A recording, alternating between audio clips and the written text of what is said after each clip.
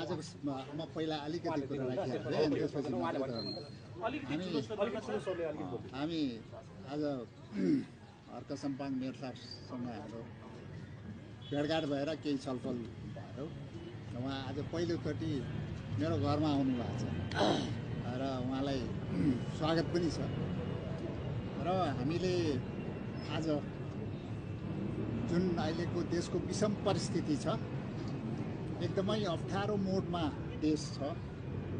त्यो अप्ठ्यारो मोडबाट देशलाई जोगाउन र आगामी दिनको बाटो चाहिँ कोर्नको लागि हामी एक भएर जानुपर्छ। हामी सबै एक भएर जानुपर्छ।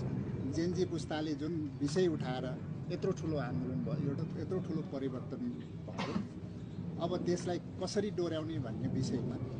जेनजी पुस्ताका साथीहरूसँग र उहाँहरूसँग सहकार्य गरेर उहाँहरूलाई अनबोर्ड गरेर चाहिँ जानुपर्छ र जस्तोसुकै परिस्थितिमा पनि हामी एक भएर जानुपर्छ भन्ने कुरा हाम्रो एउटा एक किसिमको सहमति छ। अब परिस्थिति जस्तो पनि आउन सक्छ र हामी चाहिँ यही भनेर हामी मात्रै हो भनेर जाने होइन। जस्तोसुकै परिस्थितिमा पनि हामीले देशलाई डोर्याएर जानुपर्छ र आगामी दिनमा पनि अब आगामी